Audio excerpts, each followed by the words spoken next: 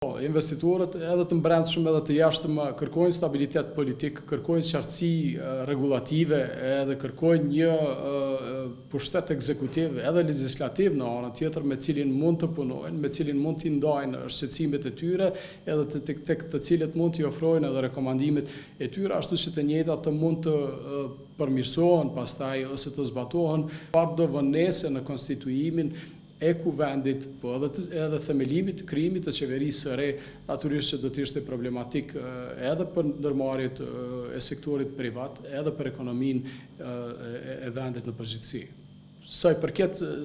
cilësisë së raporteve ndërmjet Shteteve të Bashkuara të Amerikës dhe Kosovës, kjo është nga ana e administratës së kaluar disa herë që cilësia është përkeqësuar, sidomos në periudhën e fundit. Shtetet e Bashkuara të Amerikës nuk kanë kërkuar prej Kosovës asgjë më tepër se sa të zbatoj zotimet cilat i ka marrë përgjatë viteve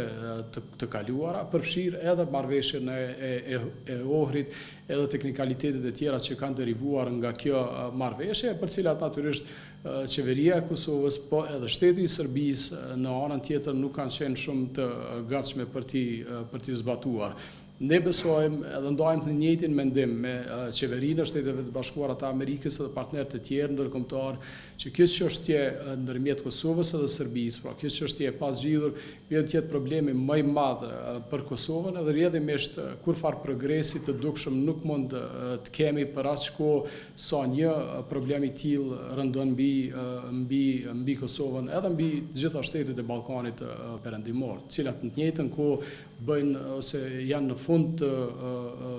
të listës së shteteve brenda kontinentit të Evropës për sa i përket nivelit të zhvillimit ekonomik. Për momentin ka një vazhdimsi të politikave cilat administrata e mëhershme i ka aplikuar në rast karshi Kosovës. Ajo që mund të themi është që nuk ka ndonjë risi, nuk ka ndonjë udhërrëfim ose nuk ka ndonjë vendim tjetër i cili mund të ndikojë në raportet ndërmjet Shteteve të Bashkuara të Amerikës dhe Kosovës. Kemi pa ndoshta në rastin e Bosnjës dhe Hercegovinës,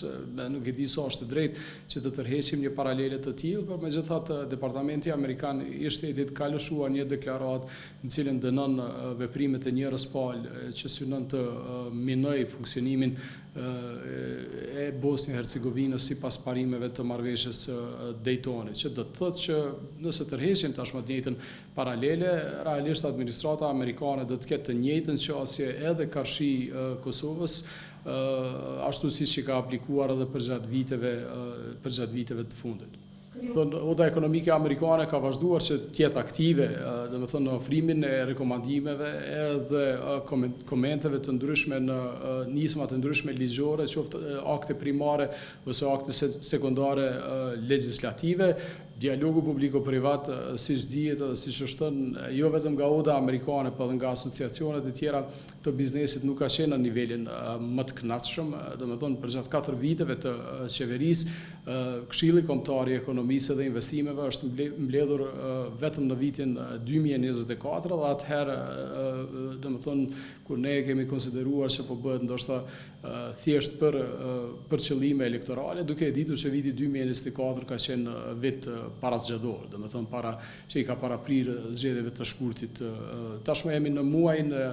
mars, domethënë po përfundohet muaji i tretë i këtij viti edhe rrjedhimisht asnjë mekanizëm i dialogimit nuk është mbledhur. Si për mbledhje, mund të themi që dialogu është reaktivizuar vetëm në vitin e fundit të qeverisë aktuale. Mundësia për ofrimin e rekomandimeve ka qenë goxha e kufizuar, s'paku përmes mekanizmave formal, megjithatë kjo nuk e ka kufizuar odën amerikane, por edhe organizatat e tjera homologe brenda vendit që të bëjmë më të mirën tonë. Domethënë unë mund të them me përgjegjësi më të plotë që oda amerikane ka dorëzuar mbi 70 komente ose rekomandime përgjatë 4 viteve, një dokument me 50 rekomandime të cilën e kemi dorëzuar menjëherë në aprill të vitit 2021 te kryeministri i Republikës Kosovës. Edhe pastaj të njëjtin dokument e kemi rishikuar në ndërkohë, edhe kjo nuk përfshi natyrisht komentet për aktet e ndryshme ligjore ose nën ligjore. Fare pak prej këtyre 70 rekomandimeve tona, mirë të elaboruara, domethënë cilat kanë përmbajtur shpeshherë edhe argumente edhe analiza buxhetore janë marrë parasysh. Shumë pak prej tyre dhe kjo është për keqardhje.